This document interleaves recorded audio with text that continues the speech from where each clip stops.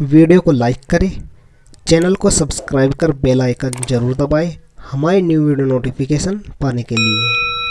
Hello students, welcome to my channel Gautam की क्लास। तो आज मैं बीए फर्स्ट ईयर वालों के लिए समाजशास्त्र सेकंड से मोस्ट इंपॉर्टेंट लघु उत्तरीय प्रश्न आपके लिए लेकर आया हूं, जो कि आपके पूरे सिलेबस से लिए गए हैं। यहाँ पर आपका सोशियोलॉजी का सब्जेक्ट है society in India, structure and change. तो आज इस वीडियो में हम पूरे सिलेबस से आपके सभी लघु उत्तरीय प्रश्न देखने वाले हैं, जो कि आपके एग्जाम के लिए मोस्ट इंपॉर्टेंट है। तो बने रहिए वीडियो के अंत तक।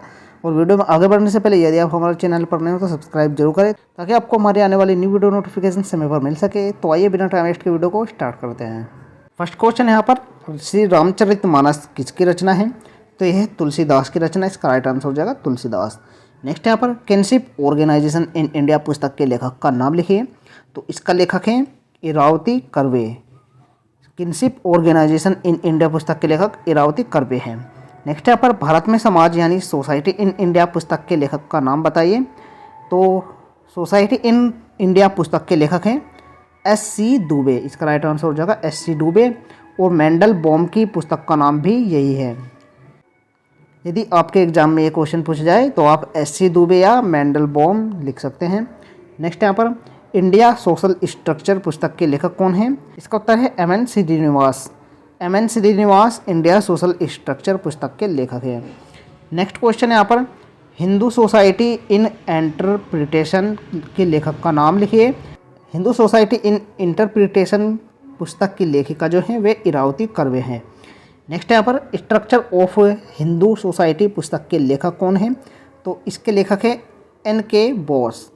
नेक्स्ट है, culture and society in India पुस्तक के लेखक कौन हैं? तो इसके लेखक है N.K. बोस। नेक्स्ट यहाँ पर, इंडियाज चेंजिंग विलेजेस पुस्तक के लेखक का नाम बताइए। तो इस पुस्तक के लेखक है एस.सी. दुबे।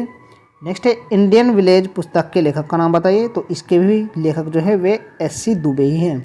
नेक्स्ट यहाँ पर, एकाकी परिवार की एक संक्षिप्त एवं स्पष्ट परिभाषा लिखें। एम.एन. श्रीनिवासन ने एकाकी परिवार की एक स्पष्ट परिभाषा इन शब्दों में प्रस्तुत की है: व्यक्ति, उसकी पत्नी और अविवाहित बच्चों वाले गृहस्थ समूह को प्रारंभिक अथवा एकाकी परिवार कहते हैं। नेक्स्ट क्वेश्चन यहाँ पर, संस्कृति की दो विशेषताएं बताइए। तो संस्कृति की दो विशेषताएं होती है। पहली होती है संस्कृति पीढ़ी दर पीढ़ी हस्तांतरित होती है, और संस्कृति समाज से संबंधित है तथा सीखने से विकसित होती है। नेक्स्ट क्वेश्चन यहाँ पर, गौतम धर्म सूत्र में कितने संस्कारों का उल्लेख मिलता है?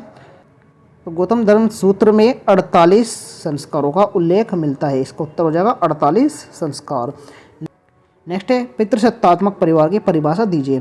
तो पितृसत्तात्मक परिवार उस परिवार को कहते हैं जिसमें पारिवारिक सत्ता पितृपक्ष में निहित होता है, यानी उसके जो मुखिया होते हैं वे पिता होते हैं, उसे ही पितृसत्तात्मक परिवार कहते हैं।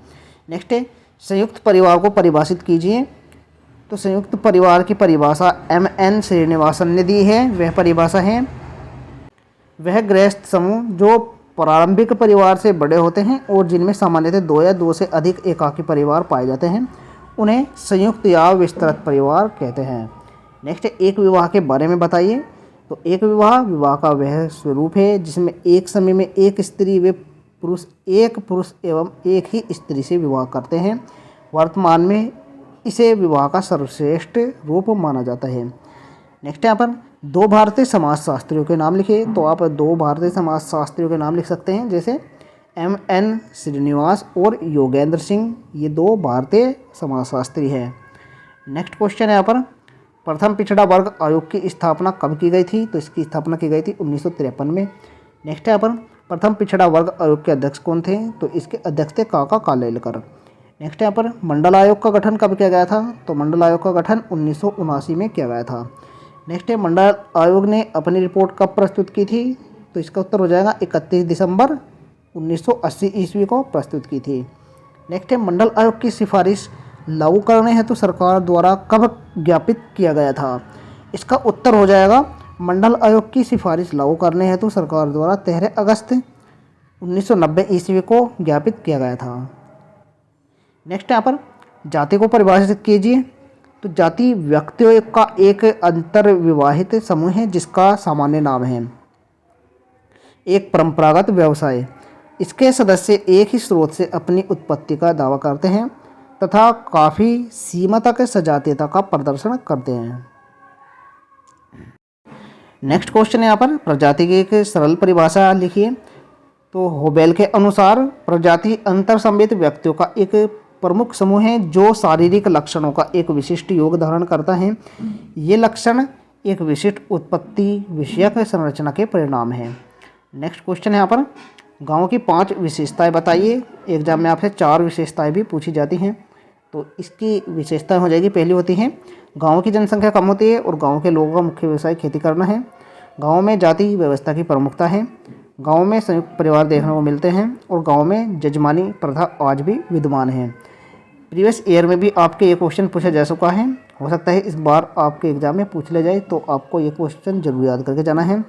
नेक्स्ट यहाँ पर कस्बे की मुख्य विशेषताएं बताइए अथवा कस्बे की 2 विशेषताएं बताइए। तो इसकी विशेषताएं कुछ इस प्रकार है। पहली है यहाँ पर भारत में वे सभी स्थान जहाँ नगरपालिका, कैंट बोर्ड अथवा अधिसूचित नगर क्षेत्र समिति आदि है तथा वे सभी स्थान जहां कम से कम 5000 आबादी है और कार्यरत पुरुष जनसंख्या का 3/4 भाग गैर कृषि व्यवसाय में लगा हुआ है और प्रति वर्ग मील 400 व्यक्तियों का घनत्व है। तो ये सभी विशेषताएं होती है एक कस्बे की। नेक्स्ट यहाँ पर नगरों की मुख्य विशेषताएं बताइए। आपके एग्जाम में नगरों की 4 विशेषताएं भी पूछी जा सकती हैं। तो नगरों की मुख्य विशेषताएं निम्नलिखित होती है। पहली होती है नगरों में सामाजिक जीवन में विषमता तथा विजातीयता पाई जाती है। और दूसरी होती है नगरों में लोगों में घनिष्ठता नहीं होती, उनमें प्राय अप्रत्यक्ष संबंध पाए जाते हैं। नगरीय क्षेत्रों में काफ़ी अधिक सामाजिक सहिष्णुता पाई जाती है। नगरों में अनौपचारिक नियंत्रण की प्राय कमी देखी जाती है। नगरों में सामाजिक गतिशीलता अधिक पाई जाती है। नगरों में ऐच्छिक संपर्क तथा ऐच्छिक समितियों की अधिकता होती है और नगरों में प्राय व्यक्तिवादिता का बोलबाला होता है। नेक्स्ट क्वेश्चन है दलितों की प्रमुख समस्याएं लिखिए। तो दलितों की प्रमुख समस्याएं निम्नलिखित है। पहली है अस्पृश्यता की समस्या, दूसरी है आर्थिक पिछड़ेपन की समस्या, तीसरी है शैक्षिक पिछड़ापन, चौथा है राजनीतिक उत्पीड़न की समस्या और पांचवा है शोषण एवं अत्याचार की समस्या। तो ये समस्याएं दलितों की प्रमुख समस्याएं हैं। नेक्स्ट यहाँ पर अन्य पिछड़े वर्ग की कोई 4 समस्याएं बताइए। ये आपका प्रीवियस ईयर में भी पूछा गया है। तो इसकी पहली समस्या है आर्थिक पिछड़ेपन की समस्या। अन्य पिछड़े वर्गों की पहली प्रमुख समस्या आर्थिक दृष्टि से पिछड़ापन है। अन्य पिछड़े वर्गों को आर्थिक सहायता देते समय इनके अति समृद्ध वर्ग को अलग रखा जाता है। दूसरी समस्या इनकी शिक्षा के क्षेत्र में पिछड़ेपन की समस्या। अन्य पिछड़े वर्गों की दूसरी समस्या इनका शिक्षा के क्षेत्र में उच्च जातियों एवं वर्गों से पिछड़ा हुआ होना है। इन वर्गों में शिक्षा के प्रति चेतना का अभाव रहता है। तीसरी समस्या है भूमिहीनता की समस्या। पिछड़ी जातियों की भूमिहीनता की समस्या भी व्याप्त है। इसके कारण उन्हें ऊंची जातियों वाले लोगों के खेतों में कार्य करना पड़ता है। चौथी है इनकी ऋणग्रस्तता की समस्या। पिछड़ी जातियों में आय का स्तर निम्न है जिसके कारण अपनी आवश्यकताओं की पूर्ति हेतु इन्हें ऋण लेना पड़ता है। तो ये कुछ समस्याएं हैं अन्य पिछड़ा वर्ग की। नेक्स्ट क्वेश्चन देखते हैं यहाँ पर। नेक्स्ट यहाँ पर भूमिहीन श्रमिक का अर्थ बताइए। यह क्वेश्चन आपका प्रीवियस ईयर से लगातार पूछा जा रहा है, इस बार भी पूछा जा सकता है। भूमिहीन श्रमिक ऐसे मजदूर होते हैं जिनके पास खेती करने के लिए अपनी कोई भूमि नहीं होती। इनकी आजीविका का प्रमुख साधन मजदूरी ही होता है। नेक्स्ट यहाँ पर जाति व्यवस्था की उत्पत्ति का व्यावसायिक सिद्धांत क्या है। तो जाति व्यवस्था की उत्पत्ति का एक सिद्धांत व्यावसायिक सिद्धांत भी है। इस सिद्धांत को प्रकार्यात्मक सिद्धांत भी कहा जाता है। इस सिद्धांत का प्रतिपादन नैसफील्ड, डेहलमन तथा E.A.N. ब्लंट ने किया है। इस सिद्धांत के अनुसार भारतीय समाज में जाति व्यवस्था समाज के विभिन्न व्यवसायों या कार्यों के परिणाम स्वरूप विकसित हुई। प्राचीन काल में समाज के विभिन्न वर्गों या मानव समूह ने अपनी सुरक्षा के लिए वर्णों की तरह अनुकरण करते हुए भिन्न भिन्न व्यवसायों में अपना पूर्ण आधिपत्य जमा लिया। धीरे धीरे यही आधिपत्य आनुवंशिक हो गया। एक पीढ़ी के पश्चात दूसरी पीढ़ी को अपनी पहली पीढ़ी का व्यवसाय अपनाना पड़ा। इसी प्रचलन के परिणाम स्वरूप जाति व्यवस्था की उत्पत्ति हो गई। तो आप देख सकते हैं जाति व्यवस्था का व्यावसायिक सिद्धांत क्या है। नेक्स्ट क्वेश्चन देखते हैं यहाँ पर। जनजाति की परिभाषा दीजिए एवं जनजाति के कोई 4 लक्षण बताइए। जनजाति की परिभाषा है जनजाति परिवार का एक ऐसा समूह है जिसका एक सामान्य नाम होता है।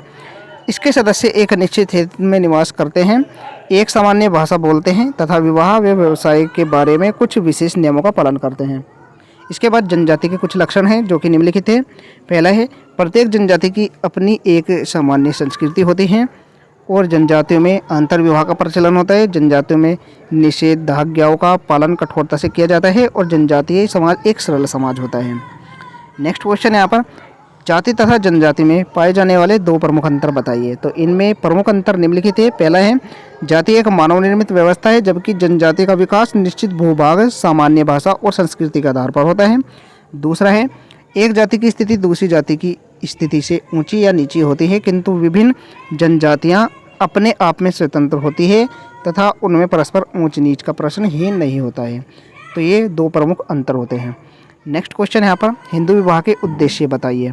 इसका उत्तर हो जाएगा, हिंदू विवाह एक धार्मिक संस्कार है जो कुछ उद्देश्यों की प्राप्ति के लिए धार्मिक रीति रिवाज से संपन्न किया जाता है। हिंदू विवाह के 3 प्रमुख उद्देश्य है, धर्म पालन, प्रजा या संतान प्राप्ति तथा रति यौन सुख प्राप्त करना। इसके अतिरिक्त हिंदू विवाह के कुछ अन्य उद्देश्य भी हैं, जैसे कि गृहस्थ आश्रम में प्रवेश, सामाजिक कर्तव्यों की पूर्ति तथा व्यक्तित्व का विकास। तो ये कुछ उद्देश्य हैं हिंदू विवाह के। नेक्स्ट क्वेश्चन देखते हैं, दहेज किसे कहते हैं? दहेज से आप क्या समझते हैं? हिंदू समाज को जिस प्रथा से अत्यधिक क्षति उठानी पड़ती है वह है दहेज प्रथा। यह भारतीय समाज में पाया जाने वाला एक ऐसा अभिशाप है जो आज भी सरकारी एवं गैर सरकारी प्रयासों के बावजूद एक प्रमुख समस्या बना हुआ है। दहेज प्रथा नामक सामाजिक समस्या को पूर्ण रूप से समझने के लिए सर्वप्रथम दहेज का अर्थ जानना उचित होगा। सामान्यतः दहेज वह धन या उपकार है जिसे कन्या के माता पिता व संबंधी विवाह के समय वर पक्ष को देते हैं। एनसाइक्लोपीडिया ब्रिटेनिका में दहेज की परिभाषा इस प्रकार दी गई है, दहेज वह संपत्ति है जो एक स्त्री विवाह के समय अपने साथ लाती है अथवा उसे दी जाती है। नेक्स्ट क्वेश्चन है, मुस्लिम विवाह की 2 विशेषताएं बताइए या मुस्लिम विवाह के उद्देश्य लिखिए।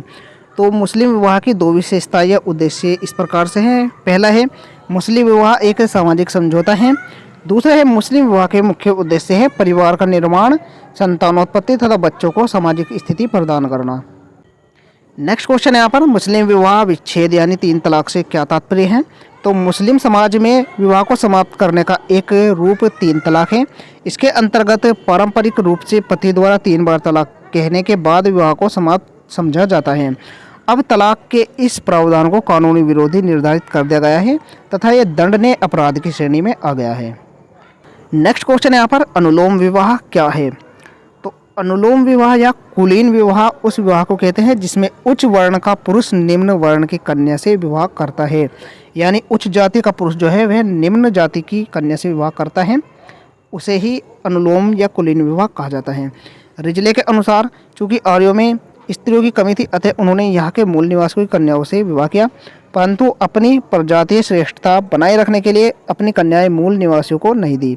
महाभारत में लिखा है, ब्राह्मण 3 वर्ण अर्थात ब्राह्मण, क्षत्रिय और वैश्य की कन्या से, क्षत्रिय 2 वर्ण अर्थात क्षत्रिय तथा वैश्य की कन्या से और वैश्य अपने ही वर्ण की कन्या से विवाह करे तो उत्तम संतान उत्पन्न होगी। यह विवाह शास्त्रियों के अनुसार भी मान्य रहा है। नेक्स्ट यहाँ पर, प्रतिलोम विवाह क्या है? प्रतिलोम विवाह एक प्रकार से अनुलोम विवाह का विपरीत होता है। ये अनुलोम विवाह का उल्टा समझा जाता है। यह निषेध हिंदू विवाह संबंधी वह नियम है जिसमें निम्न वर्ण अथवा कुल के लड़के का विवाह उससे उच्च वर्ण अथवा उच्च कुल की लड़की के साथ होना अवैध और निंदनीय समझा जाता है। स्मृतिकार प्रतिलोम विवाहों का उग्रता के साथ विरोध करते हैं। ब्राह्मण कन्या का शूद्र पुरुष के साथ विवाह विशेष रूप से निषिद्ध बताया गया है। वर्तमान युग में इस प्रकार के बंधन समाप्त हो गए हैं। नेक्स्ट यहाँ पर, समूह विवाह से आप क्या समझते हैं? तो समूह विवाह में पुरुषों का एक समूह स्त्रियों के एक समूह से विवाह करता है। समूह का प्रत्येक पुरुष समूह की प्रत्येक स्त्री का पति होता है। इस प्रथा का प्रचलन ऑस्ट्रेलिया की जनजातियों में है, जहाँ पर एक कुल की सभी लड़कियाँ दूसरे कुल की भावी पत्नियाँ समझी जाती है। वेस्टरमार्क के अनुसार समूह विवाह भारत, श्रीलंका और तिब्बत के बहुपतित्व वाले समाजों में भी पाया जाता है। नेक्स्ट यहाँ पर, धर्म की अवधारणा स्पष्ट कीजिए या धर्म का अर्थ स्पष्ट कीजिए। तो धर्म सामाजिक जीवन में एक महत्वपूर्ण स्थान रखता है। समाजशास्त्रियों का कहना है कि धर्म किसी अलौकिक शक्ति की पूजा करना और उसको प्रसन्न रखना धर्म कहलाता है। इस प्रकार धर्म सामाजिक जीवन का महत्वपूर्ण अंग है जो मानव व्यवहार को नियंत्रित करता है। धर्म के भय से व्यक्ति किसी को नहीं सताता, क्योंकि अमानवीय व्यवहार करने से नरक की यातना सहन करनी पड़ती है। धर्म को अंग्रेजी भाषा में रिलीजन कहते हैं जो लैटिन भाषा के रिल तथा इजियो शब्द से बना है, जिसका अर्थ है बांधना। इस प्रकार शाब्दिक अर्थों में धर्म का अभिप्राय उन संस्कारों के प्रतिपादन से है जो मनुष्य और ईश्वर या अलौकिक शक्ति को एक दूसरे में बांधते हैं। टाइलर के अनुसार धर्म आध्यात्मिक सत्ताओं में विश्वास का नाम है। नेक्स्ट क्वेश्चन है यहाँ पर, भारत में मुस्लिम महिलाओं की 2 समस्याएं लिखिए। तो मुस्लिम महिलाओं की 2 समस्याएं हैं, पहला है अशिक्षा और दूसरा है असमानता। नेक्स्ट है भाषाई विविधता का अर्थ बताइए। तो किसी देश में अनेक भाषाएं बोली जाती हैं, इन्हें अनेक भाषाओं को व्यवहार में लाना भाषाई विविधता है। भाषाई विविधता भारतीय संस्कृति की भी प्रमुख विशेषता है, क्योंकि भारत में भी अनेक भाषाएं बोली जाती हैं, इस प्रकार से भारत में भी भाषाई विविधता पाई जाती है। नेक्स्ट यहाँ पर अनुसूचित जाति से क्या तात्पर्य है। तो अनुसूचित जाति से आशय उन जातियों से है जो संविधान की अनुसूची में विशेष सुविधाएं प्रदान करने के लिए सूचीबद्ध की गई हैं। अनुसूचित जातियां सामाजिक संस्तरण के निचले स्थान पर है तथा ये अनेक प्रकार के अभावों तथा समस्याओं से ग्रस्त जातियां हैं। इन्हें पारंपरिक रूप से अस्पृश्य जातियां माना जाता रहा है। नेक्स्ट क्वेश्चन है यहाँ पर, संस्कृति किसे कहते हैं। संस्कृति से आप क्या समझते हैं। संस्कृति को सीखे हुए व्यवहार, प्रतिमानों तथा सामाजिक विरासत के आधार पर समझाने का प्रयास किया गया है। प्रत्येक समाज की अपनी भिन्न संस्कृति होती है। संस्कृति वह संपूर्ण जटिलता है जिसमें वे सभी वस्तुएं सम्मिलित है जिन पर हम विचार करते हैं, कार्य करते हैं और समाज का सदस्य होने के नाते अपने पास रखते हैं। संस्कृति पीढ़ी दर पीढ़ी हस्तांतरित होती रहती है। प्रत्येक पीढ़ी ने अपने पूर्वजों से प्राप्त ज्ञान एवं कला का और अधिक विकास किया है। अन्य शब्दों में, प्रत्येक पीढ़ी ने अपने पूर्वजों के ज्ञान को संचित किया है और इस ज्ञान के आधार पर नवीन ज्ञान और अनुभवों का भी अर्जन किया है। इस प्रकार के ज्ञान में अनुभव के अंतर्गत यंत्र, प्रविधियाँ, प्रथाएं, विचार और मूल्य आदि आते हैं। ये मूर्त और अमूर्त वस्तुएं संयुक्त रूप से संस्कृति कहलाती हैं। इस प्रकार वर्तमान पीढ़ी ने अपने पूर्वजों तथा स्वयं के प्रयासों से जो अनुभव व्यवहार सीखा है वही संस्कृति है। मैकाइवर एवं पेज के शब्दों में, संस्कृति हमारे दैनिक व्यवहार में कला, साहित्य, धर्म, मनोरंजन और आनंद में पाए जाने वाले रहन सहन और विचार के ढंगों में हमारी प्रकृति की अभिव्यक्ति है। इसी प्रकार टाइलर के अनुसार संस्कृति वह जटिल संपूर्ण व्यवस्था है जिसमें समस्त ज्ञान, विश्वास, कला, नैतिकता के सिद्धांत, विधि विधान, प्रथाएं एवं अन्य समस्त योजनाएं सम्मिलित है जिन्हें व्यक्ति समाज का सदस्य होने के नाते प्राप्त करता है। नेक्स्ट यहाँ पर जनतंत्र को परिभाषित कीजिए। तो अब्राहम लिंकन ने जनतंत्र की परिभाषा दी है, लोकतंत्र या जनतंत्र जनता का, जनता के द्वारा तथा जनता के लिए शासन है। नेक्स्ट यहाँ पर प्रजातंत्र के प्रमुख गुण लिखिए या लोकतंत्र या प्रजातंत्र की 4 विशेषताएं बताइए। देखिए, प्रजातंत्र या लोकतंत्र, कोई भी क्वेश्चन आपके एग्जाम में आए तो लोकतंत्र या प्रजातंत्र एक ही होता है। तो प्रजातंत्र की पहली विशेषता है प्रतिनिधित्व का आधार लौकिक, यानी लोकतंत्र में जनता का प्रतिनिधित्व होता है। इसमें प्रतिनिधित्व का आधार देवी न होकर लौकिक होता है। दूसरा है सार्वजनिक हितों का संरक्षक। शासन की अन्य प्रणालियों की अपेक्षा लोकतंत्र जनता के सार्वजनिक हितों का संरक्षण करता है। इस शासन व्यवस्था में जनता स्वयं अपने हितों को अपनी सरकार के संरक्षण में दे देती है और सरकार उनकी सुरक्षा करती है। वस्तुतः लोकतंत्र में सरकार सदैव एक ही साधन के रूप में कार्य करती है, साध्य के रूप में नहीं करती है। तीसरा है यहाँ पर उत्तरदायित्व की भावना। लोकतंत्र में सरकार जनता के प्रति उत्तरदायी होती है। सरकार को जनता के हितों की सुरक्षा और उसकी उन्नति संबंधी अपने कर्तव्य का पालन आवश्यक रूप से करना होता है। यदि वह ऐसा नहीं करती तो उसे जनता के द्वारा अपदस्थ किया जा सकता है। इसलिए लोकतंत्रात्मक शासन प्रणाली में प्रतिनिधियों का निर्वाचन एक निश्चित अवधि के लिए किया जाता है। इसकी चौथी विशेषता है लिखित संविधान। लोकतंत्र की एक विशिष्ट विशेषता यह है कि संविधान लिखित होना चाहिए। यद्यपि इंग्लैंड में संविधान के अलिखित होने पर भी लोकतंत्रात्मक शासन प्रणाली सफलतापूर्वक कार्य कर रही है, परंतु यह एक अपवाद है। अब सर्वत्र ही लिखित संविधान को लोकतंत्रात्मक शासन प्रणाली की आधारशिला के रूप में माना जाता है। संविधान द्वारा शासन के विभिन्न अंगों के कार्यों तथा नागरिकों के अधिकारों और कर्तव्यों को सुनिश्चित कर दिया जाता है। इसके परिणाम स्वरूप शासन स्वेच्छाचारी नहीं हो सकता है। तो ये कुछ विशेषताएं थी प्रजातंत्र यानी लोकतंत्र की। तो आपके सिलेबस में जितने भी इम्पोर्टेंट शॉर्ट क्वेश्चंस थे सभी के आंसर मैंने आपको बता दिए हैं। इनमें से ज़्यादा क्वेश्चन आपके एग्जाम में देखने को मिलेंगे। तो आप एग्जाम में जाने से पहले सभी क्वेश्चंस का भली भांति रिवीजन जरूर करके जाएं। आशा करता हूँ आपको ये वीडियो हेल्पफुल लगी होगी। वीडियो पसंद आई हो तो लाइक जरूर करें, चैनल पर नए हो तो सब्सक्राइब जरूर करें, जिससे आपको हमारी आने वाली न्यू वीडियो नोटिफिकेशन समय पर मिल सके। मिलते हैं ऐसी न्यू वीडियो के साथ, तब तक के लिए बाय बाय, टेक केयर।